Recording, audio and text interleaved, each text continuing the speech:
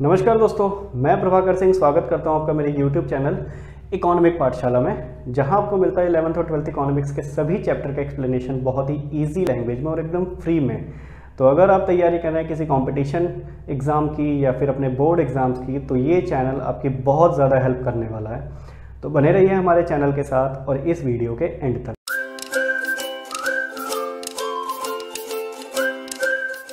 तो आज जो चैप्टर हम कवर करने जा रहे हैं वो आपकी बुक का लास्ट चैप्टर है, यानी कि माइक्रो इकोनॉमिक्स का लास्ट चैप्टर है। क्या है वो? Market equilibrium under perfect competition and effects of shift in demand and supply. अब इस चैप्टर में क्या है, दो चीज़ें हैं। एक तो है कि हमें पढ़ना है परफेक्ट कंपटीशन में मार्केट इक्विलिब्रियम कैसे होता है, यानी कि बाजार संतुलन में कब रहेगा, बैलेंस वाली सिचुएशन में कब रहेगा कि इधर भी बराबर इधर भी बराबर। और इसके साथ साथ हम ये भी पढ़ेंगे कि जब डिमांड और सप्लाई में क्या हो जाता है, खिसकाव हो जाता है उनके वक्र में, तो उनका किस तरह से मार्केट इक्विलिब्रियम में इफेक्ट पड़ेगा, किस तरह से प्रभावित करेंगी वो मार्केट इक्विलिब्रियम को। यानी कि मान लेते हैं मार्केट यहाँ पर इक्विलिब्रियम में है, संतुलन में है। अब कहीं कुछ भी डिमांड या फिर सप्लाई चेंज हो जाती है तो वो इक्विलिब्रियम में क्या चेंजेस लेकर आएगा, या मार्केट किस प्रकार से फिर से इक्विलिब्रियम को प्राप्त करेगा, ये हम इस चैप्टर में डिस्कस करेंगे। सबसे ध्यान देने वाली बात यह है कि हम इस पूरे चैप्टर में सिर्फ परफेक्ट कंपटीशन मार्केट की बात करेंगे और कोई भी मार्केट की बात इसमें नहीं करेंगे। मार्केट वाला चैप्टर मैंने अपलोड कर दिया है, डिमांड वाला चैप्टर मैंने अपलोड कर दिया है, सप्लाई वाला चैप्टर मैंने अपलोड कर दिया है। ये तीनों चैप्टर आपको अच्छे से समझने पड़ेंगे, क्योंकि ये वाला चैप्टर जो मैं पढ़ाने जा रहा हूँ ये चैप्टर उन तीन चैप्टर से ही लिंक्ड है। कुछ पोर्शन यहाँ से लिया हुआ है, कुछ पोर्शन वहाँ से लिया हुआ है, तो ही हम समझ पाएंगे मार्केट इक्विलिब्रियम में कैसे पहुँचता है। तो चलिए शुरू करते हैं। सबसे पहले मार्केट इक्विलिब्रियम से ही शुरू करेंगे कि ये होता क्या है, ठीक है। और उससे पहले हम ये समझ लेते हैं कि परफेक्ट कंपटीशन क्या होता है। हालांकि जैसा मैंने बताया कि मार्केट वाला चैप्टर मैंने पूरा का पूरा अपलोड कर दिया है, सप्लाई वाला भी डिमांड वाला भी, उन सभी के लिंक आपको डिस्क्रिप्शन बॉक्स में मिल जाएंगे, वहाँ से आप देख सकते हो। तो परफेक्ट कंपटीशन यहाँ पे संक्षेप में बता देता हूँ बस थोड़ा सा। क्या था परफेक्ट कंपटीशन की खासियत, क्या थी कि एक ही तरह की वस्तुएं बेचने वाले बहुत सारे दुकानदार थे और बहुत सारे खरीदार भी थे। यानी कि जो आटा फ्लोर ये वाला ये दुकानदार बेच रहा है, वही फ्लोर ये दुकानदार भी बेच रहा है, वही फ्लोर ये दुकानदार भी बेच रहा है। कुछ फर्क नहीं है, रंग में, आकार में, साइज में, वजन में कुछ भी फर्क नहीं है, सब कुछ सेम है। राशन की दुकान जैसे मार्केट में बहुत सारी होती हैं, जो आटा ये वाला बेच रहा है, जो साबुन यही बेच रहा है, वही साबुन वो भी बेच रहा है, कुछ फर्क नहीं होता है। और परफेक्ट कंपटीशन क्या होते हैं, ये होते हैं हमेशा प्राइस टेकर, प्राइस मेकर नहीं होते ये। यानी कि इनकी जो मार्केट में कीमत निर्धारण होता है वस्तु का, किसी भी वस्तु का जो प्राइस डिटरमाइन होगा वो कैसे होगा, डिमांड और सप्लाई पे होता है। डिमांड और सप्लाई पे कैसे होगा ये भी इस एग्जाम्पल की सहायता से समझेंगे। बस हमें ये याद रखना है कि परफेक्ट कंपटीशन जो मार्केट था वो क्या था, प्राइस टेकर था, प्राइस मेकर नहीं था। और इस पूरे चैप्टर में सिर्फ हमें परफेक्ट कंपटीशन यानी कि पूर्ण प्रतियोगिता बाजार ही समझना है कि इस मार्केट में मार्केट इक्विलिब्रियम में कैसे पहुंचता है। तो ये हो गया परफेक्ट कंपटीशन, जहां पे बायर और सेलर थे कौन से, मेनी, और वो बेच रहे हैं होमोजीनियस गुड्स। ये दो कुछ खास चीज़ें थी परफेक्ट कंपटीशन मार्केट की, कि खरीदार भी बहुत सारे, बेचने वाले भी बहुत सारे, और लगभग होमोजीनियस गुड्स यानी कि एक तरह की ही वस्तुएं वो सभी बेच रहे हैं। उस तरह के बाजार को कहते हैं परफेक्ट कंपटीशन, पूर्ण प्रतियोगिता बाजार। अब आते हैं मार्केट इक्विलिब्रियम में। मार्केट इक्विलिब्रियम क्या होता है? इक्विलिब्रियम को हिंदी में कहते हैं संतुलन। संतुलन आपको पता है बैलेंस, बिल्कुल बीचों बीच। ये मार्कर ऐसे अगर खड़ा हो जाए बीचों बीच तो इसको कहेंगे ये संतुलन में है। और बाजार संतुलन से क्या मतलब है कि बाजार उस समय संतुलन में होता है जब डिमांड और सप्लाई बराबर रहती है।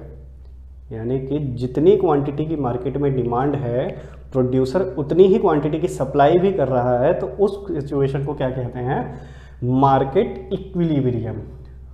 कस्टमर 1000 पेन चाहता है लेकिन सप्लायर दे ही 900 पेन रहा है, तो ये वाली सिचुएशन कौन सी होगी, इक्विलिब्रियम की होगी क्या, नहीं होगी, क्योंकि डिमांड ज़्यादा है सप्लाई कम हो रही है।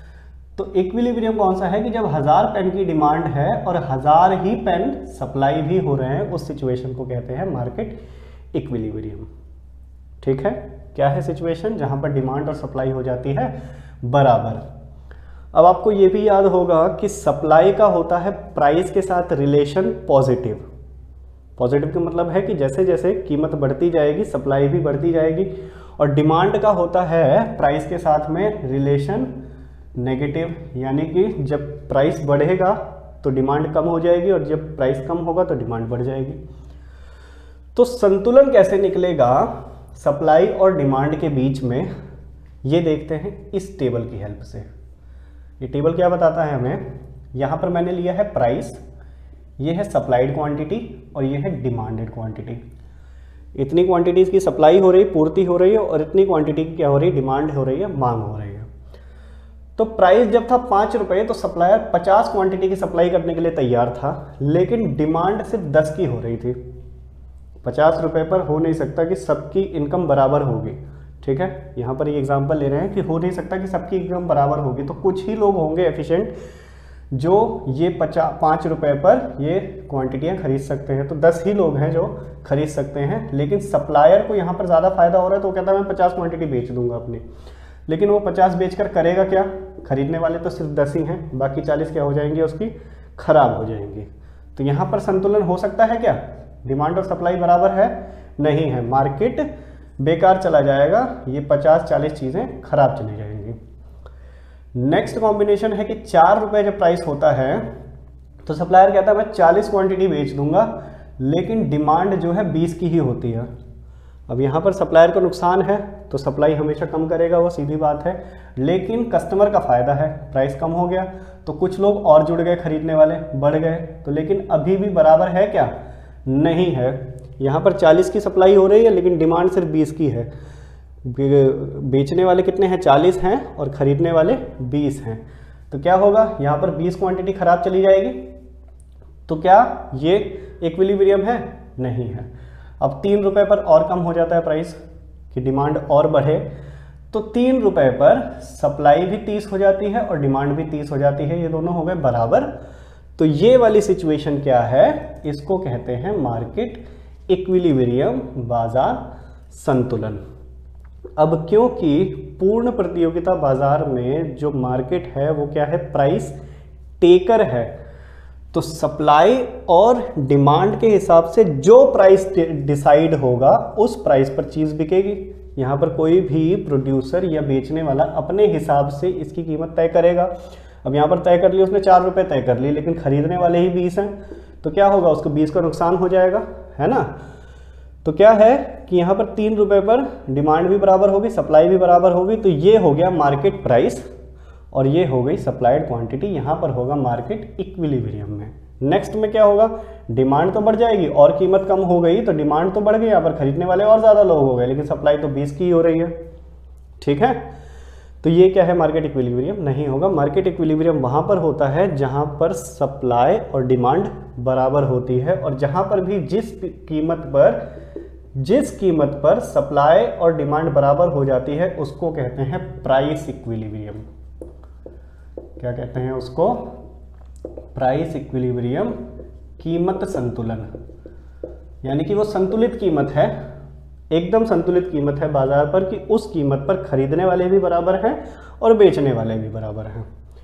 ठीक है, तो ये तो हो गया टेबल, समझ में आ गया आपको मार्केट इक्विलिब्रियम किसे कहते हैं, कैसे निकलेगा वो, और प्राइस इक्विलिब्रियम किसे कहते हैं। अब इसको ग्राफ पे बनाते हैं। तो ग्राफ आपको पता है, X axis, Y axis, X पे हमेशा प्राइस रहता है और सॉरी वाई पे हमेशा प्राइस रहता है, और एक्स पे ले लिया है डिमांड और सप्लाई। तो पहले सप्लाई कर्व बना लेते हैं। सप्लाई कितनी है, 5 रुपये पर 40 क्वांटिटी है, 5 रुपये पर 50 क्वांटिटी है, और 4 रुपये पर 40 क्वांटिटी है, 3 रुपये पर 30 क्वांटिटी है, फिर 20 है, फिर 10 है। ये हो गया सप्लाई कर्व।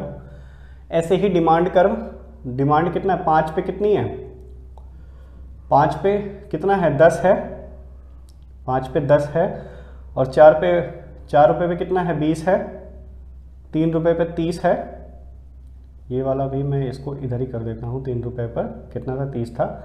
और ऐसे ही ₹2 पर 40 है, फिर 50 है ₹1 पर। तो ये हो गया सप्लाई कर्व। तो जहाँ पर भी आपस में, ये सप्लाई कर्व हो गया, डिमांड कर्व हो गया, जहाँ पर भी आपस में ये दोनों कर्व इंटरसेक्ट करेंगे इसको कहते हैं मार्केट इक्विलिब्रियम। इसको ए पॉइंट नाम दे देते हैं। तो ए पॉइंट पे क्या है, मार्केट इक्विलिब्रियम है कि यहाँ पर सप्लाई भी बराबर है और डिमांड भी बराबर है। तो जिस पॉइंट पे दोनों कर्व ये इंटरसेक्ट करेंगे आपस में, वो वाली सिचुएशन कौन सी होती है, बाजार संतुलन की। और जिस कीमत पर ये दोनों बराबर होंगे वो क्या होगा, वो कीमत होगी संतुलन, यानी कि प्राइस इक्विलिब्रियम। ये है इन दोनों में फर्क। सिंपल सा कॉन्सेप्ट है बहुत ही, ठीक है भैया। ये हो गया क्या, मार्केट इक्विलिब्रियम। परफेक्ट कंपटीशन क्या होता है ये आप समझ गए। अब इसकी अजम्पशंस देख लेते हैं, इस नियम की मान्यताएं देख लेते हैं क्या है। सबसे पहला नियम यही है कि पॉजिटिव रिलेशन होना चाहिए सप्लाई एंड प्राइस में। प्राइस में और सप्लाई में क्या होना चाहिए, पॉजिटिव रिलेशन, सकारात्मक, कि जब कीमत बढ़ रही है तो सप्लाई भी बढ़ती होनी चाहिए। ऐसा नहीं कि कीमत बढ़ रही है और सप्लाई कम हो रही है। नेगेटिव रिलेशन होना चाहिए बिटवीन डिमांड एंड कर्व में, कि जब प्राइस बढ़ रहा है तो डिमांड कम होना चाहिए। प्राइस चेंजेस विदाउट, विद लिख दिया मैंने, ये विदाउट है, विदाउट गवर्नमेंट इंटरवेंशन, यानी कि कीमत जो बदलती है वो बिना गवर्नमेंट की इंटरवेंशन के बदलती है। अगर गवर्नमेंट की इंटरवेंशन के साथ बदलेगी तो हो सकता है कि वहाँ पर सप्लाई ना कम हो या ज़्यादा हो, ठीक है। तो ये प्राइस जो है चेंज विदाउट गवर्नमेंट इंटरवेंशन के बदलनी चाहिए। ये हैं 3 इसके अजम्पशंस सिंपल से, कि इन दोनों के बीच में पॉजिटिव रिलेशन होना चाहिए, यहाँ पर नेगेटिव रिलेशन होना चाहिए, और यहाँ पर गवर्नमेंट का, सरकार का कोई भी इंटरवेंशन या फिर हस्तक्षेप नहीं होना चाहिए। ये है इसके अजम्पशंस। ये हो गया एक कॉन्सेप्ट, कौन सा वाला, market equilibrium under perfect competition. अब नीचे वाला कॉन्सेप्ट है कि effects of shifts in demand and supply. अब यदि आपको याद हो, मांग के चैप्टर में भी, यानी कि डिमांड के चैप्टर में और सप्लाई के चैप्टर में, दोनों चैप्टर में मांग वक्र पर खिसकाव यानी कि शिफ्ट, और ऐसे ही सप्लाई वाले चैप्टर में, पूर्ति वाले चैप्टर में पूर्ति वक्र पर खिसकाव यानी कि shift in supply curve and shift in demand curve, दोनों पढ़ाए थे। तो शिफ्ट क्या होता है, शिफ्ट होता है डिमांड या फिर सप्लाई में बढ़ोतरी यानी कि बढ़ना या घटना। किसकी वजह से, कीमत की वजह से नहीं, अदर किसी भी कारण से। अदर कॉजेज हो सकते हैं इसके पीछे, यानी कि डिमांड और सप्लाई बढ़ रही है अदर कॉजेज के कारण से। अब अदर कॉजेज क्या हो सकते हैं, हो सकता है कि कस्टमर की इनकम बढ़ जाए, ये हमने पढ़ा था एक। हो सकता है कि फैशन चेंज हो जाए, ये हमने पढ़ा था एक। तो इस तरह के कई सारे मल्टीपल कॉजेस थे जिसकी वजह से डिमांड या फिर सप्लाई चेंज हो सकती है बिना प्राइस के चेंज हुए बिना, ठीक है। अगर आपको याद करने में दिक्कत हो रही हो तो मैं फिर से कह रहा हूँ कि वो वाला वीडियो देख लेना, क्योंकि अगर विस्तृत रूप से समझाने जाऊँगा तो ये वीडियो बहुत लंबा हो जाएगा। इसीलिए क्या है कि शिफ्ट क्या था, मांग या फिर सप्लाई में चेंज होना, किसकी वजह से, अदर कॉजेस की वजह से, प्राइस की वजह से नहीं। प्राइस यहाँ पर चेंज नहीं होता, किसी और कारण से मांग या फिर सप्लाई बढ़ती या फिर घटती है। तो अब हमें समझना है कि इफेक्ट क्या पड़ेगा मार्केट इक्विलिब्रियम पे अगर डिमांड या फिर सप्लाई शिफ्ट हो जाती है, चेंज हो जाती है, बढ़ जाती है। तो क्या होगा, बढ़ जाती है या घट जाती है, तो क्या होगा, प्राइस का, मार्केट इक्विलिब्रियम का या प्राइस इक्विलिब्रियम कहाँ चला जाएगा। तो एक तो है डिमांड का, देख लेते हैं सबसे पहले डिमांड की ही बात कर लेते हैं कि डिमांड शिफ्ट जो है डिमांड में हो रहा है। तो डिमांड में शिफ्ट कौन कौन से थे, एक इंक्रीज हो सकता था, एक डिक्रीज हो सकता था, ठीक है। अब इसी का एग्जांपल मैं लेता हूं, ये हो गया डिमांड कर्व, ये हो गया सप्लाई कर्व, SSDD। अब कह रहा है कि डिमांड इंक्रीज हो जाती है, तो डिमांड इंक्रीज जब हो, ये हो गया इसका प्राइस, P1 लिख देते हैं इसको। अब डिमांड जो है इंक्रीज हो गई, ये बन गया D1 और D1। तो कहां पर इंटरसेक्ट, सप्लाई चेंज नहीं हुई, सिर्फ डिमांड चेंज हुई है यहाँ पर, ठीक है। इंक्रीज इन डिमांड ही है, डिमांड में चेंज हो रहा है, यहाँ पर सिर्फ सप्लाई में चेंज अभी नहीं हो रहा है। तो सप्लाई यहाँ पर क्या है, कांस्टेंट है, डिमांड में चेंज हुआ है, सिर्फ डिमांड बढ़ गई। तो सप्लाई जब चेंज नहीं है, डिमांड बढ़ गई है, तो प्राइस कहाँ जाएगा इसका, यहाँ पर इंटरसेक्ट कर रहे हैं अब ये आपस में, तो प्राइस ऊपर चला गया। तो जब डिमांड बढ़ जाएगी और सप्लाई नहीं बढ़ेगी तो क्या होगा, प्राइस इक्विलिब्रियम ए पॉइंट से खिसक कर बी पॉइंट पे चढ़ जाएगा, यानी कि प्राइस बढ़ जाएगा। ऐसा क्यों होगा, ये मैं आपको एक एग्जांपल की सहायता से समझाता हूं। मान लेते हैं आप बाजार में गए, 3 आलू बेचने वाले हैं, ठीक है, 3 आलू बेचने वालों के बाद 30 किलो आलू है, 10 इसके पास भी, 10 इसके पास भी, 30 किलो आलू है, और यहाँ पर लेने वाले भी 30 किलो, 30 लोग ही हैं, यानी कि 3 लोग ही हैं, तीनों 10-10 किलो लेना चाहते हैं।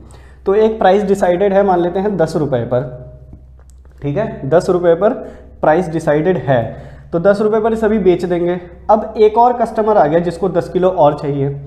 अब खरीदने वाले वहाँ पर 4 हो गए और बेचने वाले सिर्फ 3 हैं, 40 किलो बेचना है। तो क्या होगा कि ये 10 रुपये पर क्यों बेचें, जब एक और कस्टमर है वो क्या कहेगा कि मेरे से थोड़े से ज़्यादा पैसे ले लो भाई, मुझे भी ज़रूरत है, मेरे से थोड़े से ज़्यादा पैसे ले लो, मुझे भी दे दो।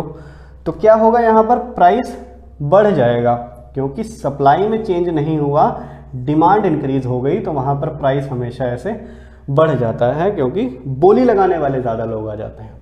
तो क्या होगा, यहाँ पर प्राइस इक्विलिब्रियम सरक कर ऊपर चला गया और बाजार की कीमत बढ़ जाएगी वहाँ पर। क्लियर है। अब सेम देखते हैं जब डिमांड डिक्रीज हो जाए और सप्लाई चेंज ना हो, तो ये हो गया सप्लाई का कर्व, ये हो गया डिमांड का curve, S S D D. अब डिमांड हो रही है यहाँ पर कर्व, ये हो गया कौन सा, प्राइस इक्विलिब्रियम हो गया, एक पी नाम दे देते हैं इसको। डिमांड कम हो रही है, तो डिमांड जब कम होगी तो उसका वक्र आता है नीचे की तरफ, तो नीचे आ गया, ये हो गया D1 D1। अब कहाँ पर इंटरसेक्ट कर रहे हैं आपस में, यहाँ पर इंटरसेक्ट कर रहे हैं, तो ये हो गया क्या, प्राइस इक्विलिब्रियम, नया वाला, इसको P1 नाम दे देते हैं। ये नीचे आया है तो क्या मतलब हो गया कि ये कम हो गई कीमत, तो प्राइस यहाँ पर कम हो जाएगी। जब सप्लाई सेम है और डिमांड डिक्रीज हो जाती है तो वहाँ पर प्राइस क्या होगी, संतुलन कीमत कम हो जाएगी, प्राइस इक्विलिब्रियम कम हो जाएगा। ये हो गया एक चेंज इन डिमांड, इंक्रीज और डिक्रीज का, ठीक है, ये हो गया डिमांड का। अब नेक्स्ट कॉन्सेप्ट है कि व्हेन सप्लाई इज इनइलास्टिक।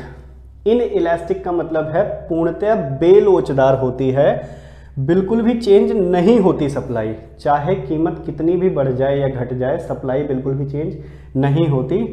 पूर्ति की लोच में ये अच्छे से कॉन्सेप्ट क्लियर किया गया है।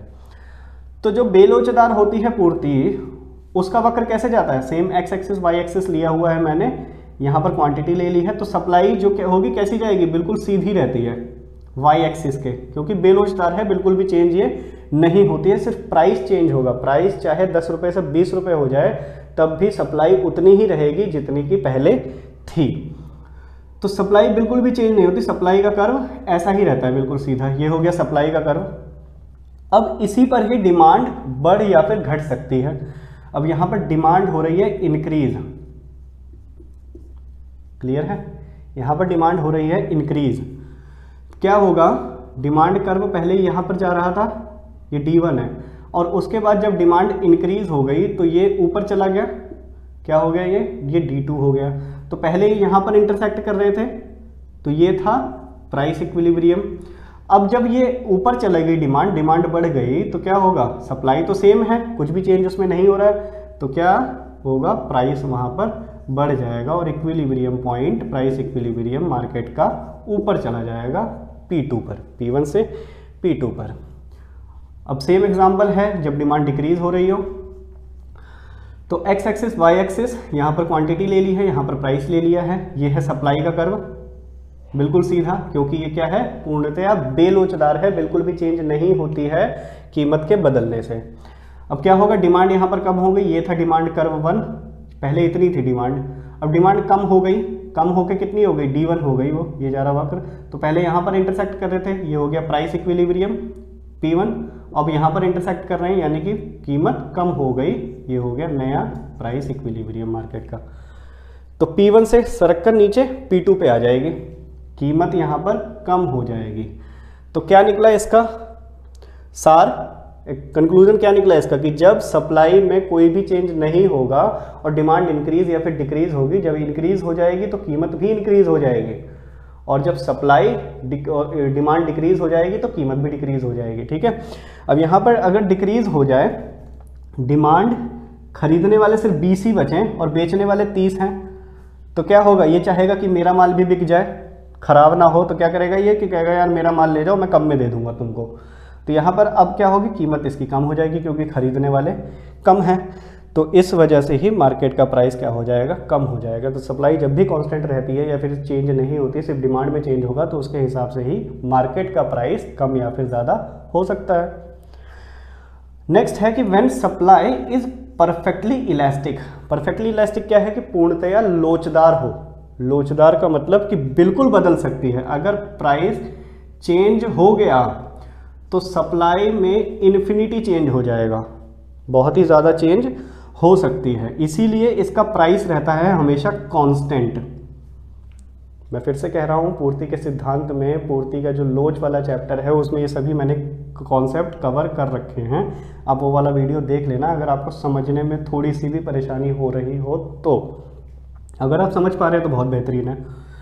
ठीक है, तो अब देखते हैं कि जब सप्लाई जो है परफेक्टली इलास्टिक है, यानी कि बिल्कुल चेंज हो सकती है, कि अगर कीमत में ज़रा सा भी परिवर्तन हुआ तो वो अनंत चेंज हो जाएगी। तो इस तरह की सप्लाई में कीमत हमेशा कांस्टेंट रहती है, चाहे डिमांड या फिर सप्लाई कुछ भी हो जाए, प्राइस कांस्टेंट रहेगा इसका। तो जब प्राइस ही कांस्टेंट है तो डिमांड कहीं पर भी चली जाए, यहाँ पर डिमांड कर्व पहले ये था, अब डिमांड कर्व बढ़ के D2 हो गया, तो प्राइस तो फिर भी कांस्टेंट ही रहेगा, बिल्कुल भी चेंज नहीं होगा इसमें, क्योंकि अगर प्राइस में चेंज किया तो सप्लाई में इन्फिनिटी चेंज हो जाएगा।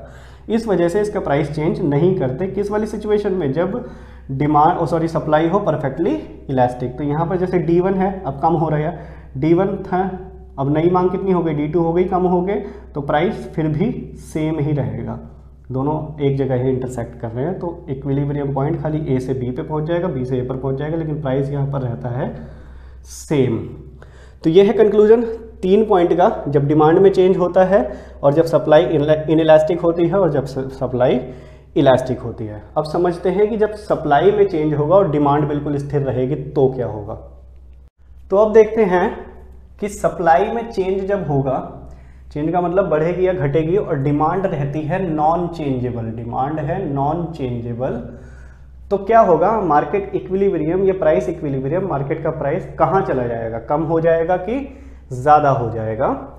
तो एक सिचुएशन है कि जब सप्लाई बढ़ जाती है और डिमांड रहती है कांस्टेंट, तो ये हो गया डिमांड का कर्व और ये हो गया सप्लाई का कर्व, SSD, ये हो गया प्राइस इक्विलिब्रियम मार्केट का। अब क्या कह रहा है कि सप्लाई इंक्रीज हो गई है, तो जब सप्लाई इंक्रीज होती है तो उसका वक्र नीचे की तरफ आता है, हमेशा पहले वाले से नीचे की तरफ आता है। तो अब मार्केट इक्विलिब्रियम कहाँ पर हो गया, यहाँ पर हो गया, ये था P, ये हो गया P1, तो नीचे आ गया, कीमत क्या हो गई, कम हो गई, क्योंकि बेचने वाले लोग ज़्यादा हो गए और खरीदने वाले कम हैं। अब इसका एग्जाम्पल देके समझाने की ज़रूरत तो नहीं है, चलो समझा देता हूँ फिर से। क्या कहा था मैंने कि बेचने वाले थे 3 व्यक्ति 10-10-10 और खरीदने वाले भी 3 व्यक्ति थे 10-10-10। अब क्या कह रहा है कि सप्लाई हो गई है इंक्रीज, एक और व्यक्ति आ गया बेचने वाला 10 क्वांटिटी लेकर, लेकिन खरीदने वाले तो वहाँ पर 30 ही हैं।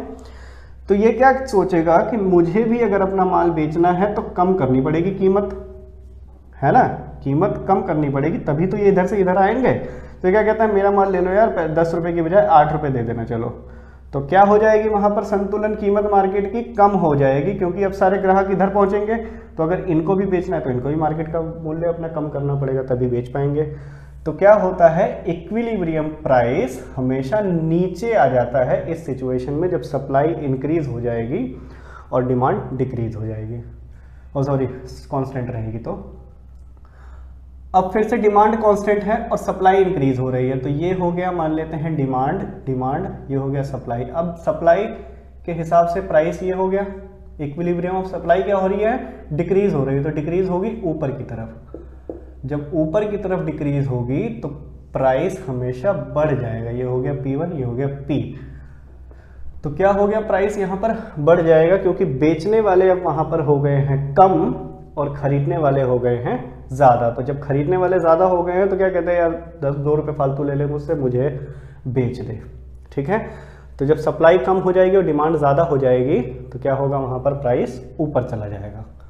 अब इसके अलावा कुछ एक्सेप्शनल हैं। एक्सेप्शनल क्या है कि when demand perfectly inelastic, demand is perfectly inelastic यानी कि पूर्णतया बेलोचदार है, मांग में बिल्कुल भी परिवर्तन नहीं होता, चाहे सप्लाई कुछ भी हो, सप्लाई चाहे कुछ भी हो, मांग में बिल्कुल भी परिवर्तन नहीं होता। तो यहाँ पर ले लिया मैंने क्वांटिटी डिमांड और सप्लाई का, और ये हो गया कर्व डिमांड का, क्योंकि डिमांड बिल्कुल भी चेंज नहीं हो रही है, हर एक कीमत पर सेम ही रहेगी डिमांड। इसे कहते हैं क्या, परफेक्टली इनइलास्टिक। अब सप्लाई कर्व बनाकर देखते हैं। तो एक सप्लाई कर्व ये हो गया पुराना वाला। अब सप्लाई क्या हो गई, मान लेते हैं बढ़ गई, इंक्रीज हो गई, तो सप्लाई बढ़ेगी कहाँ, नीचे की तरफ बढ़ेगी। तो ये हो गया S1, पहले यहाँ पर कीमत थी, अब वो कम होकर यहाँ पर आ जाएगी P1 P, तो यहाँ पर भी कीमत क्या हो जाएगी, कम हो जाएगी। अब सेम यहाँ पर सप्लाई डिक्रीज हो रही है, तो ये हो गया डिमांड कर्व D, क्योंकि डिमांड क्या है, पूर्णतया बेलोचदार है, बिल्कुल भी चेंज नहीं होती। तो ये हो गया एक सप्लाई कर्व, और डिमांड सप्लाई क्या हो रही है, कम हो रही है। तो S1 यहाँ पर मार्केट इक्विलिब्रियम था, अब वो बढ़कर यहाँ पर आ जाएगा P1 P हो जाएगा। तो प्राइस क्या हो जाएगा, इंक्रीज हो जाएगा इस सिचुएशन में, पूर्णतया बेलोचदार में।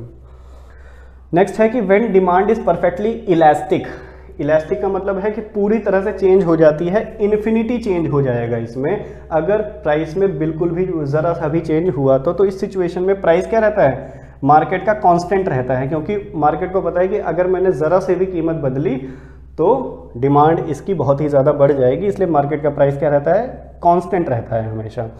तो जब प्राइस कांस्टेंट रहेगा तो सप्लाई कुछ भी हो, ये बढ़ जाए घट जाए कुछ भी हो जाए, प्राइस उसका कांस्टेंट ही रहता है। तो मार्केट इक्विलिब्रियम यहाँ था, बराबर ही है, दोनों कीमत प्राइस सेम रहता है यहाँ पर। और सेम इस वाली सिचुएशन में चाहे सप्लाई कम हो जाए बढ़ जाए, ये कम हो गई, ये कम हो गई S1 SS, तो क्या होगा, कीमत यहाँ पर सेम रहती है इस वाली सिचुएशन में। परफेक्टली इलास्टिक में जब डिमांड रहेगी परफेक्टली इलास्टिक, तो वहाँ पर सप्लाई कुछ भी हो, वहाँ पर प्राइस क्या रहता है, सेम रहता है, और यहाँ पर प्राइस कम होने या फिर ज़्यादा होने के साथ साथ चेंज होता रहता है। अब ये हो गया कि सिर्फ एक ही चीज़ में हमने दो चीज़ें पढ़ ली। अब ये था कि क्या सिर्फ एक ही चीज़ में चेंज हो रहा है, दूसरी कांस्टेंट है। इससे पहले हमने पढ़ा था कि डिमांड में चेंज हो रहा था, सप्लाई कांस्टेंट थी, और इसमें हमने पढ़ा कि सप्लाई में चेंज हो रहा है, डिमांड कांस्टेंट है। तो क्या कैसे कैसे मार्केट इक्विलिब्रियम चेंज हो जाएगा, प्राइस कहाँ चला जाएगा। अब हम देखते हैं कि जब दोनों में इकट्ठे चेंज हो जाए, दोनों में इकट्ठे चेंज हो जाए तो मार्केट इक्विलिब्रियम कहाँ जाएगा। क्या लिखा है कि when demand and supply both gets changed. एक सिचुएशन तो हो सकती है कि दोनों इकट्ठे बढ़ गए, increase in demand and supply, दोनों ही इकट्ठे बढ़ गए, डिमांड भी बढ़ गई और सप्लाई भी बढ़ गई, तो कहाँ मार्केट इक्विलिब्रियम जाएगा। तो एक सिचुएशन हो सकती है कि सप्लाई और डिमांड में बराबर चेंज हुआ है, यानी कि जितनी सप्लाई बढ़ी है उतनी ही डिमांड भी बढ़ी है, या जितनी डिमांड बढ़ी है उतनी ही सप्लाई भी बढ़ी है। 5 क्वांटिटी की डिमांड बढ़ गई, 5 क्वांटिटी की सप्लाई बढ़ गई, तो क्या होगा वहां पर, देखते हैं ग्राफ में क्या होगा। तो ये हो गया डिमांड का कर्व, डी मान लेते हैं पुराना वाला, और ये हो गया सप्लाई का कर्व, एस मान लेते हैं पुराना वाला, और ये हो गया मार्केट इक्विलिब्रियम या फिर प्राइस इक्विलिब्रियम, ए पॉइंट नाम दे देते हैं इसको। अब क्या कह रहा है कि डिमांड इंक्रीज हो गई, तो डिमांड इंक्रीज कहाँ होगी, ऊपर इंक्रीज होगी, इतनी इंक्रीज हो गई मान लेते हैं, D1 हो गया ये, और सप्लाई भी इंक्रीज हो गई। तो सप्लाई इंक्रीज कहाँ होती है, सप्लाई इंक्रीज हमेशा, सॉरी डिमांड का बनाना है ना पहले, तो डिमांड कहाँ है, डिमांड यहाँ है, तो ये हो गया डिमांड का कर्व D1 हो गया। अब सप्लाई भी इंक्रीज हो गई, तो जितनी सप्लाई डिमांड इंक्रीज हुई है उतनी सप्लाई भी इंक्रीज हुई है, तो अगर हमें बराबर दिखाना है तो जितना गैप यहाँ पर है उतना ही गैप यहाँ पर भी होना चाहिए। तो इतने ही गैप के साथ में यहाँ पर बना लेते हैं एक ग्राफ ऐसे न्यू सप्लाई का। ये हो गई S1 बढ़कर इतनी हो गई, ये डिमांड भी इतनी चेंज हो गई, तो कहाँ इंटरसेक्ट किया इन्होंने, यहाँ इंटरसेक्ट किया। ये प्राइस क्या रहा, सेम रहा, बिल्कुल बराबर, प्राइस में कोई भी चेंज नहीं होगा। इस एग्जाम्पल को ही देख लें कि यहाँ पर 10-10-10 थे, 3 बेचने वाले, 3 बंदे थे बेचने वाले और खरीदने वाले भी 3 थे। एक और बंदा बढ़ गया, बेचने वाला 4 हो गए तो खरीदने वाले भी 4 हो गए, तो बराबर ही रहा प्राइस, क्यों चेंज करेंगे, तू भी बेच ले भाई, तू भी खरीद ले सेम प्राइस पे, है ना, क्योंकि जितनी डिमांड है उतनी ही सप्लाई भी है। तो जब डिमांड और सप्लाई बराबर रहेगी चेंज होकर भी, तो वहाँ पर प्राइस क्या रहता है, सेम रहता है, नॉन चेंजेबल। अब एक सिचुएशन हो सकती है कि सप्लाई में ज़्यादा इंक्रीमेंट हो जाए और डिमांड में कम इंक्रीमेंट हो जाए, ठीक है। तो कैसे निकालेंगे इसको, ये हो गया सप्लाई का कर्व, ये हो गया डिमांड का curve, S S D D. अब क्या कह रहा है कि सप्लाई में ज़्यादा चेंज हो रहा है, और चेंज कौन सा, इंक्रीज। तो इंक्रीज कहाँ दिखाएंगे, इधर दिखाएंगे नीचे की तरफ, इतना मान लेते हैं इंक्रीज हो गया, ये हो गया प्राइस इक्विलिब्रियम मार्केट का, ठीक है। तो सप्लाई इंक्रीज हो गई, S1 कर देते हैं, और डिमांड में कम चेंज हुआ है, डिमांड इंक्रीज हुई है लेकिन कम इंक्रीज हुई है। तो कम कम कैसे दिखाएंगे, जितना गैप इसके बीच में है उससे कम गैप होना चाहिए इनके बीच में, तो ये वाला मान लेते हैं कम गैप, ये हो गया भाई D1 हो गया ये। तो कहाँ इंटरसेक्ट किया इन्होंने, यहाँ पर इंटरसेक्ट किया आपस में, ये हो गया क्या P और ये P1, ठीक है।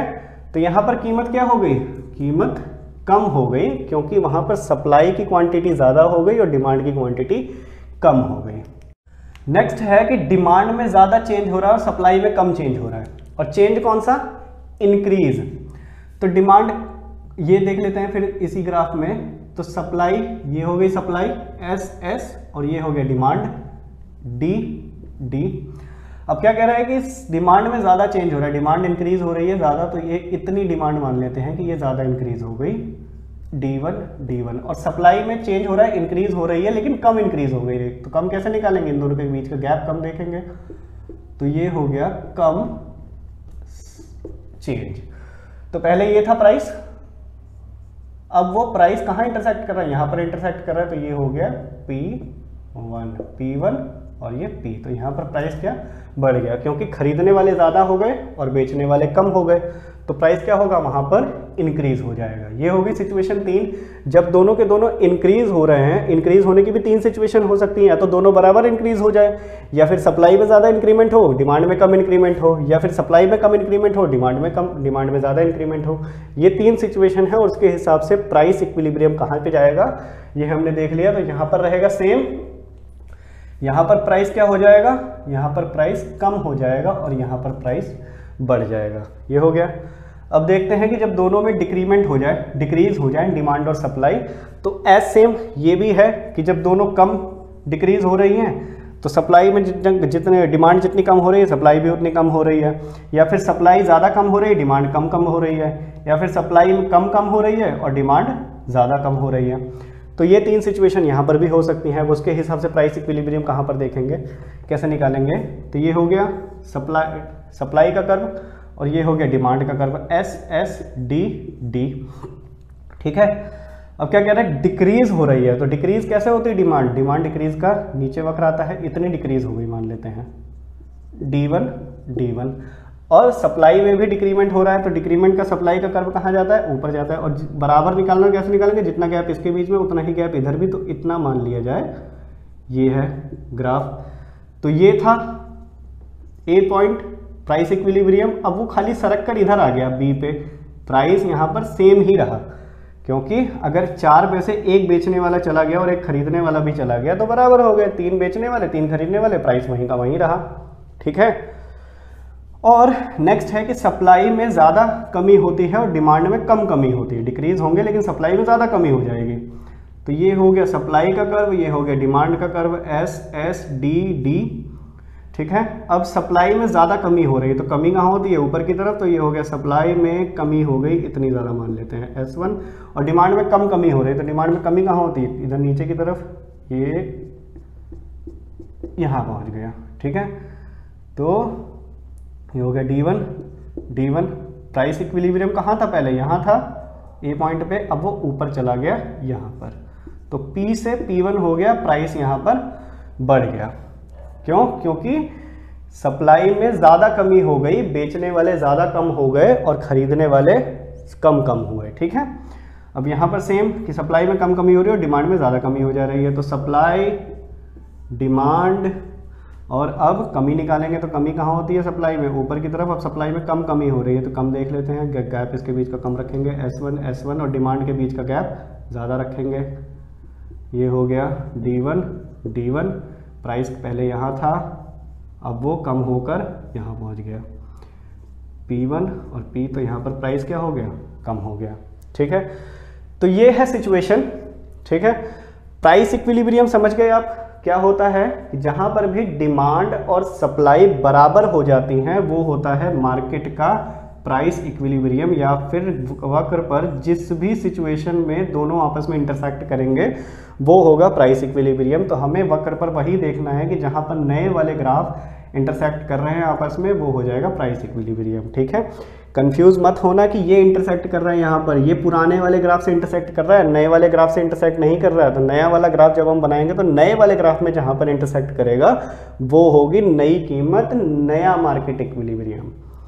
ठीक है, तो ये आपने देख लिया कि डिमांड में जब चेंज होगा और सप्लाई में जब चेंज होगा तो कहाँ जाएगा मार्केट का प्राइस, और मार्केट का प्राइस इसी हिसाब से ही डिसाइड होता है, हमेशा इसी हिसाब से ही डिसाइड होता है। आप बाज़ार में तेल खरीदने जाते हो तो जितनी सप्लाई या फिर जितने खरीदने वाले हैं और जितने उसको बेचने वाले हैं उस हिसाब से ही उसका रेट डिसाइड किया जाता है।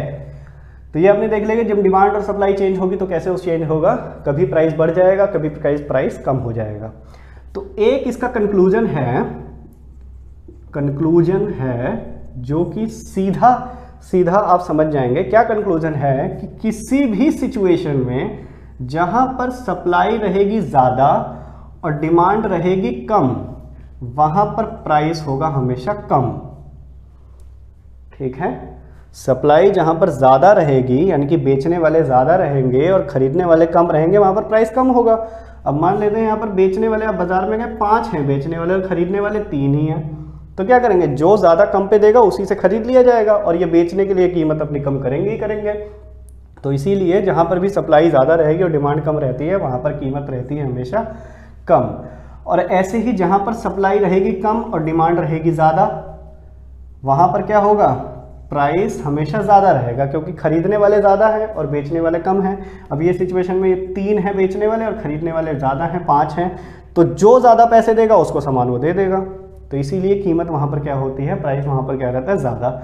और जहाँ पर भी सप्लाई इक्वल टू डिमांड रहेगा वहाँ पर प्राइस सेम रहता है, कुछ भी चेंज नहीं होता, क्योंकि जितने चेंज उसमें हुआ यहाँ पर चेंज होकर ये भी 3 हो गया, ये भी 3 हो गया, तो क्या फ़र्क पड़ रहा है, जो कीमत पहले थी वही कीमत वहाँ पर भी रहेगी। तो इस पूरे सिनेरियो में जहाँ पर भी सप्लाई चेंज हो रही है या फिर डिमांड चेंज हो रही है, हमें सिर्फ ये देखना है कंक्लूजन निकाल के कि वहाँ पर बेचने वाले ज़्यादा हैं कि खरीदने वाले ज़्यादा हैं। जो भी ज़्यादा होगा उसके हिसाब से ही प्राइस कम या फिर ज़्यादा होगा। ये जब आप ग्राफ बना के देखोगे घर पर तो आपको ये ज़्यादा क्लैरिटी आ जाएगी। और मैं फिर से कह रहा हूँ कि आप कंफ्यूज मत होना कि ये जो हमने सप्लाई का न्यू कर्व बनाया है ये यहाँ पर भी इंटरसेक्ट कर रहा है, लेकिन वो पुराने वाले के साथ इंटरसेक्ट कर रहा है। जहाँ पर भी नए वाले के साथ इंटरसेक्ट करेगा वो होगी हमारी नई कीमत। तो ये था इतना सा चैप्टर, क्या परफेक्ट कंपटीशन मार्केट में मार्केट इक्विलिब्रियम या फिर प्राइस किस हिसाब से डिसाइड होता है, और जो भी प्राइस डिसाइड होगा अगर सप्लाई या फिर डिमांड उसके बाद चेंज हो जाती है तो प्राइस चेंज होकर कितना हो जाएगा। ये है कंक्लूजन इस वाले चैप्टर का। ठीक है भैया, तो आशा करता हूँ आपको आसानी से समझा पाया हूँगा मैं। अगर आपको कुछ भी ना समझ में आए तो आप कमेंट बॉक्स में कमेंट करके मुझसे पूछ सकते हैं। अब मिलेंगे नेक्स्ट वीडियो में, तब तक बने रहिए हमारे चैनल के साथ और ध्यान रखिए अपना।